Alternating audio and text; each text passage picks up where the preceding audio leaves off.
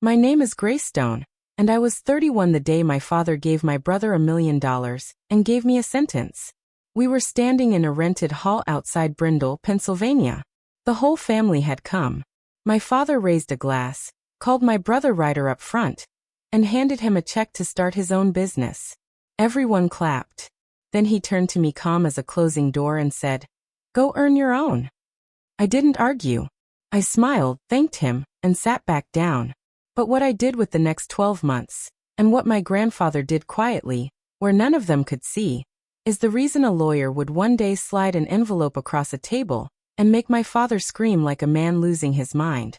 Welcome back to Calm Drama Stories, where ordinary people meet impossible families and quiet women keep their receipts. If a story has ever made you sit up a little straighter, you're in the right place. Drop a comment and be sure to subscribe. Let me take you back into that hall. It smelled faintly of sawdust because half the guests were men from the lumberyard who'd come straight from a shift. The check my father held was real, printed large enough to read from the back row. $1 million. Ryder took it the way he took everything, like it had been waiting for him his whole life. He grinned, kissed our mother's cheek, said something about disruption and vision. People laughed in the right places. My father, Gerald Stone, watched him the way other men watch a sunrise. Then he found me near the dessert table. I want you to understand he wasn't cruel about it. Cruel would have been easier. He was gentle, almost fatherly, when he said the words that closed a door I'd been knocking on for 31 years. Go earn your own. The room didn't gasp. That's the part that stayed with me. They just nodded. Like a daughter being told to fend for herself was the natural order of things. My mother smiled into her wine. My aunts touched my arm and told me how proud they were of Ryder.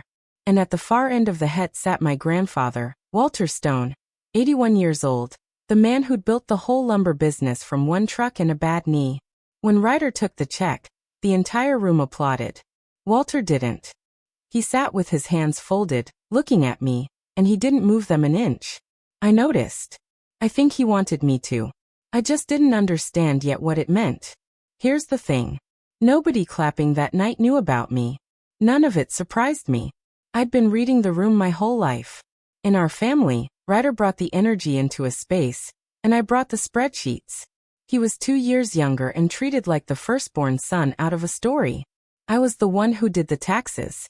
I started keeping the family's books at 19, the year my father's bookkeeper quit, and nobody else could read a ledger. I caught a vendor double billing us $8,000. I never got a thank you. I just got handed more. By 25, I'd passed my CPA exams and taken a job at a small accounting firm 2 towns over. My family knew the title and never once asked what I did with it. My mother had a way of summing it up that I could never quite shake. She'd said it years before, kindly the way she said most of the worst things. Ryder carries the name. You just have it. I used to think that was wisdom. That night driving back to my apartment across town, I finally heard it for what it was. I didn't cry. I want to be honest about that, because people expect tears here. I made coffee, opened a fresh notebook, and at the top of the first page, I wrote the only thing I was sure of. Start. I didn't know what I was starting. I only knew I was done waiting to be picked. The next morning, I drove out Route 9 to the lumber yard. I told myself I was just dropping off the quarterly numbers. That was a lie I let myself keep. The truth was I wanted to see my grandfather. Walter was already there when I pulled in because Walter was always already there. His chipped blue enamel mug sat on the counter where it had sat since before I was born.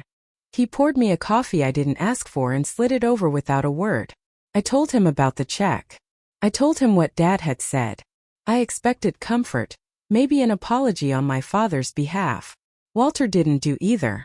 He looked at me over that old mug and asked one question. So what's the plan? Not are you okay? Not that's not fair. What's the plan? I started to say I didn't have one and stopped because I did. I'd written it down the night before in a word.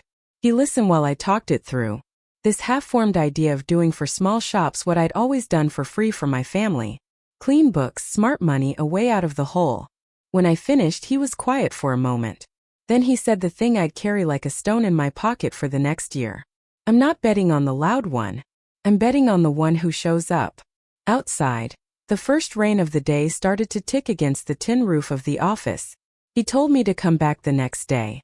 He said he wanted to show me the old books. I didn't know why yet. You have to understand what stone lumber and supply meant in Brindle. My grandfather started it in 1968 with one flatbed truck. By the time I was born, it was the place every contractor, every weekend carpenter, every widow fixing a porch came through. It put half the town's roofs over half the town's heads. My father had run it for 15 years, and he ran it well, but he'd never built it. He'd inherited it. I think that gap lived in him like a splinter he couldn't reach. To prove he was a builder, not just an heir, he'd bet big. He'd taken out a loan to put up a second warehouse on the edge of town, a fancy expansion he talked about at every dinner. And he'd carved $1 million out of the family's future to crown Ryder the next great stone. People in town already spoke about my brother like he was the heir apparent. Nobody mentioned the daughter who balanced the books. I wasn't bitter about being left out of the story. I was something colder and more useful. I was paying attention. One afternoon at the yard sorting old files for Walter, I came across the loan paperwork for the new warehouse. I read it the way I read everything. Slowly twice. My father hadn't just borrowed against the business. He'd borrowed against what he expected to inherit from Walter someday. He was spending money he didn't have yet on a promise no one had put in writing. I didn't say a word. I just filed it away in the cabinet and in my head. My first real client found me by accident. His name was Tom Vasquez, and he ran a one-man repair shop off Main Street, the kind of place that fixes your lawnmower and your marriage. In the same afternoon, Tom was drowning. He owed 3 vendors. His books were a shoebox, and the bank had stopped returning his calls. A mutual friend mentioned that the stone girl was good with numbers. He called me on a Tuesday embarrassed, ready to be talked down to. I didn't have money to lend him. I want to be clear about that because this is where people expect a rich relative to swoop in. There was no rich relative. There was just me and a notebook. So, I did the only thing I knew how to do well. I went through every number in that shoebox. I restructured what he owed, found him a small line of credit at a credit union that still believed in handshakes, and renegotiated 2 of his vendor contracts down to something a human could pay. I charged him a modest fee and wrote up a real agreement, signed and dated, so we both knew exactly where we stood. That night, I gave the thing a name. I wrote it across the top of a new file, Stone Ventures. It wasn't a fund. It wasn't anything yet. It was a name and a promise to keep the books clean. 2 weeks later, Tom sent me 2 more men from his street. They came in embarrassed, too. They left with a plan. I started to think the thing I'd written down might actually have a shape.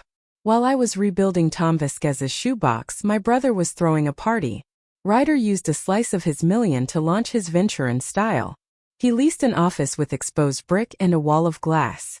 The kind of place that costs more to look successful in than to actually be successful. He hired a friend to design a logo, another friend to run social media, and a third friend nobody could explain. The launch had a bar. My parents came. My mother wore a new dress and told everyone her son was an entrepreneur. My father stood by the window with his arms crossed, proud the way men are proud of things they've purchased. I went because not going would have been a statement and I wasn't ready to make statements yet. I stood near the back and watched the money move in the wrong direction.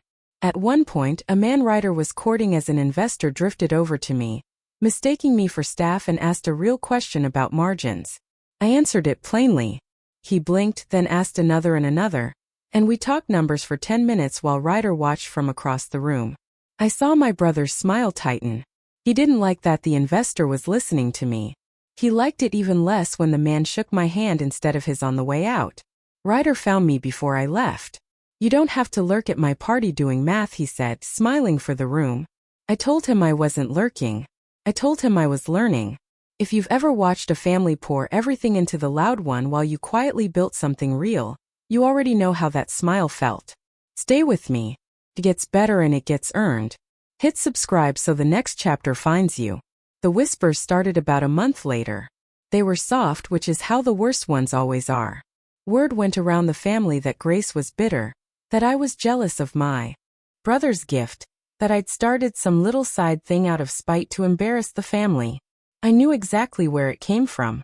Ryder had a gift for stories, and the one he was telling now was about a sister who couldn't be happy for him. My mother called me. She didn't ask how my work was going. She asked me to please not make things awkward at the next dinner. Don't embarrass us, she said, like I was the embarrassment in a family handing a grown man $1 million to play office. I didn't fight it. I want to underline that because fighting it was the trap. If I argued, I'd be the bitter daughter they'd already decided I was. So I stayed quiet and I kept working, and I let the only argument I trusted make itself. One of my aunts had believed Ryder at first. Then her bakery's books fell apart, and she called me half hoping I'd say no. I didn't. I fixed her quarter, found her $4,000 she'd been losing to a bad processor, and never mentioned the things she'd said about me. She did the math on her own. The next time the family gathered, she sat by me. People notice who shows up when the lights are on, and the cameras are off. I told her the only line I'd allow myself. You can believe what's loud or you can read what's written. I'll be over here writing. By midsummer, I had 6 clients, then 8. Stone Ventures stopped being a name on a file and started being a small, stubborn engine. I'd take a struggling shop, clean its books, find it a little through people who trusted my word, and take a fair cut when it worked. Then I'd put my cut back in and do it again. I wasn't getting rich. I was getting real. The work cost me everything else. I'd be at the firm by 7 with my own clients until 10 at night, and asleep before I remembered to eat. I didn't have much of a life outside the ledgers. That was my flaw, if you want one. I carried everything myself, and let almost no one close enough to help. It made me good at the work and lonely in the world. Most evenings I'd swing by the yard with a folder for Walter, even when I didn't need to. He'd started asking me questions that went deeper than a grandfather making conversation. How did I structure the small deals? What happened to a client's debt if a shop folded? Who held the risk and who held the paper? He asked the way a man asks when he's measuring something. One night, rain ticking on the tin roof again, he asked me to write it all down for him, the whole shape of how Stone Ventures worked. I thought he was just curious. I made him a 1-page summary, clean and plain, and didn't think twice about it. I should have asked him why he wanted it. I was too tired and too proud to wonder what my grandfather was building of his own. My father heard I was doing well, and it landed on him like an accusation. He didn't congratulate me. He summoned me. I drove out to the house on a Sunday and found him in his study, the door already half closed. He'd been hearing my name around town attached to other people's money, and he didn't like the company it kept. He came to the point fast. I was not to use the name Stone for my little operation. The name belongs to the business. He said, my business. He framed it as protecting the family. We both knew it was a test. He wanted to see if I'd fold the way I always had, trade the thing I'd built for the privilege of his approval. I thought about every year I'd kept his books for free. I thought about the check he'd handed Ryder, and I gave him the quietest answer I had. You told me to earn my own. I'm earning it. His jaw worked. He told me I'd regret being difficult. I told him I'd already filed the business name properly with the state months ago. That part was true, and it was the part that mattered. He could be angry. He couldn't undo a filing. I left before either of us said something we couldn't take back. Driving home across town, I realized the name had become the whole fight, which meant it had become important, which meant I'd never give it up. He told me to earn my own. He just hadn't expected me to keep the family name while I did it. My brother's millions started to leak by fall. I didn't gloat. I barely had time to notice until he made me notice. Ryder called me on a Thursday, and for the first time in our lives, he needed something I had. The exposed brick office was bleeding rent. 2 of his friend partners had drifted off. His big investor, the one who'd shaken my hand at the party, had passed. He'd spent like the money would refill itself. And now the bottom of the account was coming up fast. He asked me to look at his books. He asked it like a favor he was granting me. I went. I owed myself that much to see it with my own eyes. The numbers were worse than the whispers. Of the $1 million my father had handed him, maybe a quarter was left, and it was draining weekly. He'd built nothing that earned. He'd built a stage. I told him the truth, plainly, the way I told Tom Vasquez the truth. I showed him where the money had gone, and what cutting now could save. Then he asked the real question, the one he'd called for. He wanted me to put Stone Ventures money into his company to bridge him to be his investor. I looked at my brother who had $1 million head start and a quarter of it left, asking the sister who'd started from nothing to plug his hole. I said, "No, not cruey, just clearly. I don't pour clean money into a story." He didn't tell our parents he'd asked. He let them keep believing the launch was thriving. I let him keep that too. It wasn't my secret to spend. That same season, my grandfather started to slow. It was small at first. He came to the yard later in the morning, left earlier in the afternoon. He'd lose his place mid-sentence, and find it again with a small frown. One gray day, with the rain coming down steady on that tin roof, I found him sitting in the office with the lights off, the blue mug cold in his hands. He waved me into the other chair. He didn't want help. He wanted to talk. He told me how he'd started the yard, which I'd heard 100 times, but he told it differently this time. He told me about the year he almost lost it, and the men who'd carried him through, and how the thing that scared him most wasn't failing. It was watching what an easy inheritance did to a person. Money you didn't earn, he said, can rot a man from the inside. I've watched it. He didn't say my father's name. He didn't have to. Then he said something that didn't fit the moment and I almost missed it. "I've been getting my papers in order." I asked him what papers. He just smiled the way he smiled when he knew something I didn't and changed the subject to the weather. I drove home that night uneasy and I couldn't name why. I told myself he was tired that old men talk about papers and weather. I told myself a lot of comfortable things. What I didn't do was push him. I let an 81-year-old man keep his secrets because I loved him and because I had clients waiting. I'd understand the cost of that soon enough. A week later, Walter called me out to the yard for what he said was a business matter. I assumed he wanted his quarterly summary. Instead, when I got there, Tom Vasquez was already standing by the counter, hat in his hands, looking like a man called to witness something. Walter had the blue mug in one hand and a single sheet of paper in the other. He set the paper on the counter between us in the smell of cut pine and machine oil and told me to read it. It was a term sheet, a simple one-page agreement drawn up plain the way he liked things. Walter Stone wished to invest $40,000 into Stone Ventures, my fund. He'd written it as a real investment with terms, a return, a signature line. I looked up at him and for once I had nothing clever to say. He'd been the first person in my family to believe me. Now, he wanted to be the first to back me and he wanted it on paper where no one could call it sentiment. "Why, Tom?" I asked. "Because a thing this important," he said, "should have a witness." I signed. He signed his hand slower than it used to be, but steady on the line. Tom signed beneath us both. Walter slid my copy across the counter and kept his own. And he said the line I'd been carrying all year with something new on the end that changed its weight. "I'm not betting on the loud one. I'm betting on the one who shows up." Now it's in writing. I folded that single page and put it in my bag against my chest like it was worth more than the $40,000. It was. I just didn't know yet how much more or what that ordinary piece of paper would prove in a room I hadn't walked into yet. Walter's $40,000 didn't change my life. It changed Tom Vasquez's. With real capital behind Stone Ventures, I could finally do more than restructure debt. I gave Tom a proper line to expand. He took on a second bay and hired 2 men who'd been out of work since the mill cut shifts. 2 families had income again because an old man bet on his granddaughter, and a granddaughter kept clean books. That's what the money did. It didn't buy an office with a glass wall. It bought somebody's mortgage payment. I started to see the difference between what Ryder had been given and what I was making. And it wasn't about the size of the check. It was about which direction the money flowed. His ran out. Mine ran on. Around then, a few of the shops that had drifted toward my brother's orbit started drifting toward mine instead. They'd heard there was a Stone in town who answered the phone and read the contracts. The name my father wanted to keep from me was bringing me business. I didn't advertise it. I just kept showing up.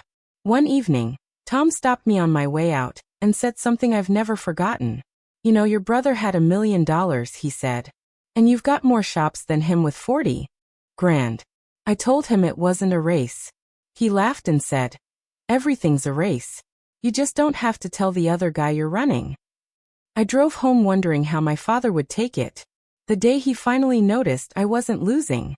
I already knew the answer. Men like my father don't get angry when you fail. They get angry when you don't. The reckoning at the dinner table came in November. My mother hosted the way she did with the good plates and the bad tension. By then, everyone knew I was doing well and nobody knew what to do with it. My father chose denial. He called my success luck. Said small shops were a phase. Said real business happened at scale. My mother backed him without quite knowing what she was backing. Ryder stayed quiet, which was its own confession. I didn't argue any of it. I passed the potatoes and let them say their lines. Then my mother, refilling her wine, delivered the old verdict like it still held. Ryder carries the name. She said. You just have it. She didn't even mean it as a knife anymore. She meant it as a fact. Worn smooth from saying, I let it sit. Later, when the table cleared, I stepped onto the back porch for air, and she followed me out.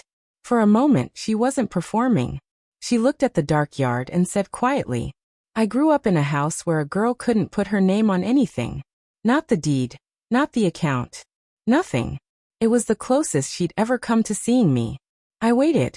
I think I was waiting for her to finish the thought to say, and I won't do that to you. She didn't. She pulled her cardigan tight, said it was getting cold, and went back inside to her son. That was the whole apology I'd ever get. And it ended in the middle of a sentence. I stood out there a while longer in the cold. Then I drove home across town, and I went back to work. While I was building, my father's big bet was starting to wobble, and I was one of the few people who could see it. The second warehouse had gone over budget the way they always do. Ryder's million was gone, which meant the family had nothing in reserve, and the loan my father had taken sat on a foundation I'd read months earlier in that filing cabinet. He'd borrowed against the inheritance he expected from Walter. He'd spent his father's estate before his father was gone. Now the bank wanted to see that the foundation was solid. They wanted assurance that the stone holdings would pass to Gerald, clean and whole, the way everyone assumed. So my father went to ask Walter to confirm it, to put the succession in writing, the way men do when the money's already spent. And Walter, my grandfather, said nothing. He didn't refuse. He didn't agree. He just got quiet and tired and changed the subject, and my father came away rattled in a way I'd never seen him. I knew then that my father's whole tower stood on a promise no one had signed. I could have done something with that. I could have warned the bank or whispered to the right ear or simply waited for it to fall. I didn't. I told myself at the start that I would never take anything from my father. I would only build something he couldn't take from me. There's a difference, and it mattered to me. So I kept my head down and my books clean. And I let his tower stand or fall on its own crooked math. Pause with me a second. I never set out to ruin my father. I set out to outlast him. If that distinction matters to you, comment the word earned. I read everyone. Now back to the year that turned. I didn't know it was the last good day, or I'd have stayed longer. It was a bright, cold afternoon at the yard, the kind that smells like frost and pine. Walter was having a clear day, sharp as the old days, and we walked the lot together while he named lumber the way other men name horses. At the end, he took me into the office and pressed a key into my hand. The key to the yard office. He closed my fingers over it. When the rain comes through that roof, he said, somebody who keeps good books should be the one to fix it. I laughed and said I wasn't a roofer. He didn't laugh. He looked at me steady and said it again, slower, like he needed me to hear under the words. Somebody who keeps good books should be the one to fix it. I understood he wasn't talking about the roof. I just didn't let myself understand how much he was telling me because to understand it, I'd have to admit he was running out of clear days. So, I put the key on my ring next to my apartment key and my car key, an ordinary key among ordinary keys, and I told him I'd come back Sunday. We stood a while in the cold sunlight. The blue mug sat on the counter where it always sat. He told me he was proud of me, which he'd shown me 100 ways, but said out loud maybe twice in my life. I drove home that evening lighter than I'd been in a year, the key cold against the others in my pocket. Sunday never came the way I planned. By Saturday night the calls started. Walter died in his sleep after a short, sharp illness that took him fast enough to be a mercy and slow enough to say goodbye. The whole town came to the service. He'd put roofs over half of them and they remembered. I stood at the front and shook every hand and accepted every casserole because that's what I do. carry things. I made the arrangements my father was too proud and my mother too undone to make. I wrote the obituary. I chose the hymns. I did it all with dry eyes because grief for me comes late and alone, never on schedule and never in public. Some people read that as cold. Let them. The one thing I let myself feel I felt at the yard. I went out there the night after the funeral, let myself in with the key he'd given me, and stood in the dark office in the smell of sawdust. His blue mug sat on the counter. I washed it, dried it, and set it back exactly where it lived. Then I let 1 year of held breath out alone where no one could call it weakness. What I didn't see, because I was buried in arrangements, my father saw clearly. Even in the receiving line between handshakes, I caught him asking our family attorney a question under his breath. When would the will be read? How soon? He asked it the way a man asks about a delivery he's been waiting on. His own father was 3 days in the ground, and he was already counting. I filed that away with everything else.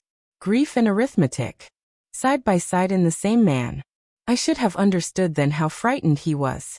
Frightened men do the loudest things. The reading was set for 2 weeks later at the office of an attorney named Marion Hole. I'd never met her. My father had, and he walked in confident because he'd convinced himself he knew how this ended. He was the only son. He ran the business. The holdings would pass to him clean and whole. And the bank would exhale. And the tower would hold. He'd staked everything on that math. In the days before the reading, he was almost cheerful, the way a man is cheerful when he thinks the hard part is behind him. He even found room to needle me. We crossed paths at the family house where I'd gone to drop off the last of the funeral paperwork, and he looked at me with something close to pity. After this is settled, he said, maybe you'll stop playing business and go earn your own somewhere else. There it was again, the same sentence he'd handed me in that rented hall a year before. Go earn your own. He said it like a man laying down a winning card. I didn't take the bait. I told him I'd see him at the reading. But driving home that night, I felt the year crystallize into a single point ahead of me in a lawyer's office I'd never seen, where an envelope I didn't know about was waiting in a folder. I didn't expect anything. I want you to believe that because it's true. I thought I'd get a keepsake, maybe his watch. I had no idea my grandfather had spent his last clear months building me something out of paper and patience. I just knew I'd be in that room and I knew I'd be the comps person in it. The night before the reading I couldn't sleep. So I did what I always do when I can't sleep. I went through my papers. I sat at my kitchen table with a cold cup of coffee and laid out the year. The first signed agreement with Tom Vasquez, the state filing for Stone Ventures, the growing stack of clients who trusted my word, and at the bottom the single page that meant the most, the term sheet with 3 signatures on it. Walter's hand, slow but sure on the line. I read it again in the lamplight. $40,000, a witness, a grandfather's bet, in writing. I realized something at that table, and it steadied me for whatever came next. Whatever that lawyer said tomorrow, I'd already won the only thing I'd set out to win. I'd built something real from nothing with my own 2 hands and clean books. No envelope could give me that, and no envelope could take it. If Walter had left me his watch and nothing else, the watch would have been enough because the believing came first. I put the papers back in order the way he taught me and I went to bed. I wasn't going to that office for an inheritance. I was going to say goodbye to the one person who ever truly saw me. That's what I told myself and I meant it. I slept a few hours and woke calm. I wore the gray suit I wore for clients, not for funerals. I drove across town to Marion Holt's office under a low, wet sky, the kind that promises rain by noon. I had no idea I was about to need every ounce of the calm I'd packed. Marion Holt's conference room was small and warm and entirely too quiet. We sat around a long table. My father took the head of it, without asking, like he'd already been handed the gavel. My mother sat to his right. Ryder slouched to his left, scrolling his phone, bored or pretending to be. A few aunts and a great-uncle filled the other chairs, there to witness, there to whisper. Later, I took a seat near the end by the window where I could see the sky going gray. Marion came in with a leather folder and a manner that gave away nothing. She thanked us for coming. She offered her condolences in a voice that had offered them 1,000 times and still meant them. Then she opened the folder and the first thing she said rearranged the room. Walter, she explained, had not left a simple will. Years before, with her help, He'd placed the bulk of his assets into a revocable living trust. On his death, she said, that trust had become irrevocable, and most of his estate would pass under its terms, outside of probate, privately, exactly as he'd arranged. My father's brow folded. This was not the script he'd memorized. A will he could read in advance, anticipate, plan alone around. A trust was a closed door he hadn't known was locked. What does that mean for the business? He asked, and for the first time, his voice had an edge of something underneath the confidence. Marian looked at him, calm as still water. It means, she said, we follow Mr. Stone's instructions exactly. Outside, the first rain began to tap the window. I heard it before anyone else did. It sounded like the tin roof at the yard. Marian worked through the smaller bequests first, unhurried, the way you'd diffuse something carefully. There were keepsakes. Walter's tools went to 2 old yardmen by name. A college fund for the youngest grandchildren. A sum set aside for my mother, generous and clean, with no strings, which made her cry in a way I didn't expect and didn't enjoy watching. Ryder got a bequest, too. A modest one. Walter's truck. The old flatbed. He'd started the business within $10,000. I watched my brother's face do math. He'd walked in expecting the trust to refill the account he'd drained, expecting Grandpa to bail out the venture the way Dad had funded it. Instead, he got a 30-year-old truck and a sentence about hard work. He set his phone down. For once he had nothing to sell. My father sat very still.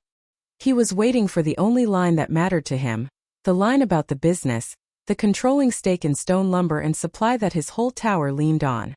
Marian got to it slowly. Before she read who received it, she read the condition Walter had attached, and the room went so quiet I could hear the rain.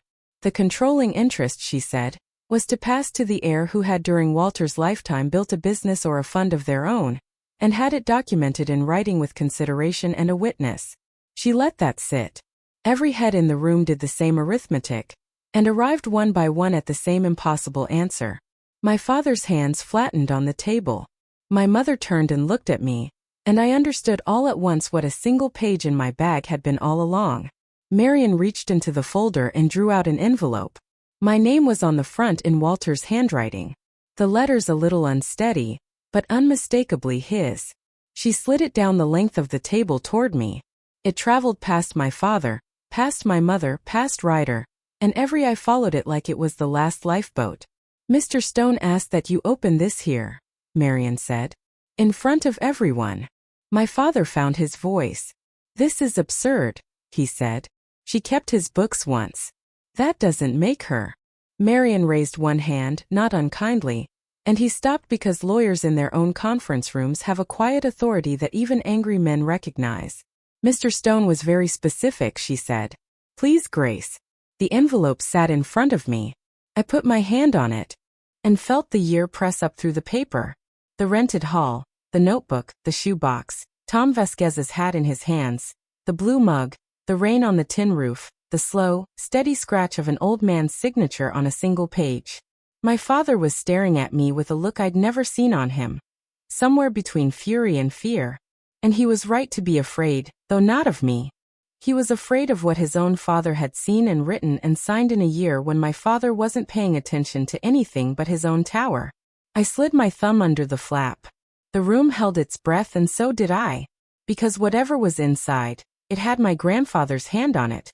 And that meant it was going to be true. Inside the envelope were 2 things, a letter and a single sheet of trust documentation. I read the official page first because I'm my grandfather's granddaughter, and I read the terms before I feel the feelings. It confirmed what Marian had begun to say. Under the trust, the controlling interest in stone lumber and supply passed to me, Greystone, as the heir who had built and documented a fund of her own during his lifetime. The proof of that condition, the document named specifically, was a 1-page term sheet dated the previous spring, signed by Walter Stone, Greystone, and 1 witness. The $40,000 hadn't only been a bet on me. It had been the key he'd cut months in advance to a door he knew I'd one day have to walk through. He'd also named me successor trustee over the business holdings, trusting me to keep the books the way he'd kept them. Then I read the letter, and that's where my composure finally cracked quietly, the way mine always does. It was short. It said he was sorry he wasn't there to see my face. It said he'd watched a man hand $1 million to the loud child and a sentence to the steady one. And he decided that day to do something about it, the only way he trusted, with paper and patience. And it ended with the line he'd been saying to me for a year. Finished at last. I'm not betting on the loud one. I bet on the one who showed up. You earned your name long before anyone gave you a dime. It was always yours, Gracie. I just made it official. I put the letter down and let the tears come. 2 of them. No more. Because I was still in a room full of people. Then I looked up and across the table my father was already on his feet. My father came apart in front of everyone he'd spent his life performing for. It started low and climbed fast. He said it was a mistake. He said his father had been confused, senile, manipulated. He said I'd cornered a dying old man and tricked a signature out of him. His voice rose until it filled the small room and spilled into the hall until an assistant cracked the door to check until my mother put a hand on his sleeve and he shook it off. He swore he would fight it. He'd contest the trust, drag it through every court in the county. Marian let him burn through the worst of it, then spoke in the same level tone she'd used all morning. The trust, she said, had been established years earlier, while Mr. Stone was plainly competent, reviewed and witnessed and documented at every step. Contesting it, she said carefully, would be difficult and costly, and in her experience, these arrangements tend to hold when they're built this well. She didn't say he had no case. Good lawyers never promised the weather. She just made it clear he'd be spending money. He no longer had to chase a door that was already locked. That's when the real terror reached his face. Because my father wasn't just losing an argument. He was losing the foundation his whole tower stood on. The loan, the warehouse, the inheritance he'd spent before it arrived. All of it had assumed this room would go the other way. And the longer he screamed, the smaller the screaming made him. Until the man who'd handed out $1 million a year ago looked like exactly what he was. A frightened heir who'd never built a thing, watching the one builder in the family inherit the proof. I stood up, not to shout him down. I've never won anything by being the loudest, and I wasn't about to start in my grandfather's name. I waited until the room was quiet, until even my father ran out of breath and stood there heaving. And then I reached into my bag and took out the single page I'd carried against my chest since spring. I set it on the table where everyone could see it next to Walter's letter. The term sheet, 3 signatures, a date from months before he died, months before he was anything but sharp. If anyone wants to say my grandfather didn't know what he was doing, I said, here's his hand. Steady last spring. Read it. Nobody moved to read it. They didn't have to. They could see it from where they sat, and they could see my father seeing it. Then I looked at him, my father, who told me to go earn my own in a rented hall in front of everyone we knew. I kept my voice as level as Marian's. You told me to go earn my own, I said. So I did. This is what my own looks like. I didn't gloat. I didn't list his sins. I told the room plainly what would happen next because someone had to keep the books. As successor trustee, I'd keep Stone Lumber open. I'd make payroll. The men in the yard would keep their jobs. I'd work with the bank, honestly, to restructure the loan my father had built on sand, because putting him out on the street would help no one and dishonor the man who'd raised us both. And I'd offer Ryder a real position, not a gift, a job with hours and targets that he'd have to actually do. My brother looked up at that, and for once he didn't have a single thing to say. In the quiet after I finished, my mother said the thing that ended it. She wasn't talking to me or to my father or to anyone really. She was looking at the term sheet on the table and at the letter beside it. And she said it almost to herself. She carries the name now. A year before she told me Ryder carried the name and I just had it. Now she'd watched her own father-in-law put in writing which child had earned it. She didn't apologize. I want to be honest about that because this is the moment a softer story would give me a tearful reconciliation. I didn't get one. My mother saw the truth in that room plainly for the first time. But seeing isn't the same as changing. And she went home that day still married to the man who'd shamed me. Still the mother who'd smiled into her wine. The difference was she could no longer pretend she didn't know. Ryder sat with the keys to a 30-year-old truck in his hand and nothing to say, which for my brother was a kind of growing up. My father had gone quiet at last, The dangerous hollow quiet of a man recalculating a life. I didn't savor any of it. There's no joy in watching your family meet the truth too late. I turned to Marion Hull, the only person in that room who'd done her job cleanly all day. And I told her the only thing left worth saying. Let's do this by the book, I said. She nodded. She'd expected nothing less from a granddaughter of Walter Stone. I gathered the letter and the term sheet, slid them back into the envelope and stood. My father was still talking lower now to my mother, to the aunts, to anyone who'd hold his version of the morning. I didn't answer it. You don't have to win an argument you've already settled on paper. I told Marion I'd call her in the morning to begin the work, and I walked out of the conference room into the hall and out the front door into the weather. The rain had passed while I wasn't looking. The pavement was wet and shining, and the sky had cracked open to a thin, cold light. I got in my car, but I didn't drive home. I drove out Route 9 to the yard. I let myself in with the key Walter had pressed into my hand on his last good day. The one he'd told me to use when the rain came through the roof. I stood inside in the smell of sawdust and cut pine in the building my grandfather started with one truck in 1968. That now in some real and legal sense I was meant to keep. The blue mug sat on the counter exactly where it always sat, where I'd washed it and set it back the night after the funeral. I picked it up. I turned it in my hands. Then I set it down again in its place. Because some things you don't move, you just keep outside. The last of the rain dripped off the tin roof in a slow, steady rhythm, like a ledger finally balancing. I'd earned my own. He'd seen me do it. The weeks after were not dramatic, and I'm glad. Drama is what got us into this. I took up the work the way I take up all work, quietly and completely. I kept Stone Lumber open. I made payroll the first Friday and every Friday after. I sat down with the bank and laid the books bare, and we restructured my father's loan into something honest, slower, survivable. I didn't crush him. Crushing him would have cost the town jobs and cost me my grandfather's good name. And neither was for sale. I folded Stone Ventures into the work, too. So, the fund kept doing what it had always done, backing the Tom Vasquez's of the county. The shops nobody else would answer the phone for. Ryder took the job I offered. The first month nearly killed his pride. He had to clock in, learn the inventory, answer to his schedule. But somewhere in the second month, he stopped performing and started working. And once or twice, I caught him doing a thing right just to do it right with no one watching. I let myself hope a little. My father never thanked me for saving the loan, and I never asked him to. We speak now in the language of business, which is the only language we ever shared honestly. It's not warmth. It's not nothing. Some families heal. Mine just learned to keep clean books, which in our case was its own kind of peace.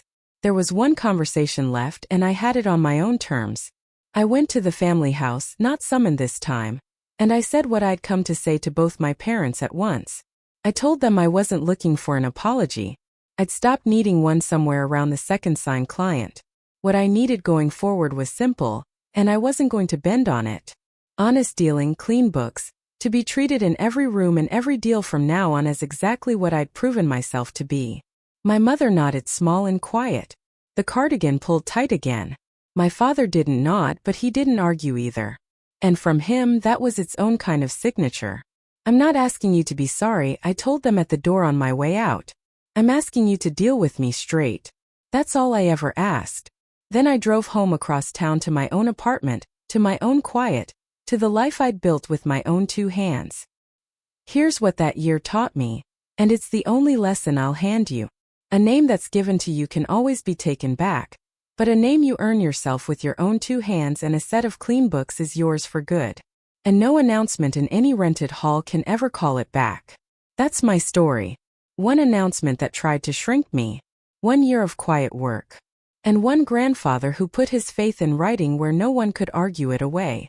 If anybody ever told you to go earn your own, take it as a dare and not a dismissal and then go do it. If this reached you, share it with someone who needs to hear it today. Drop a comment, hit subscribe, and I'll see you in the next one.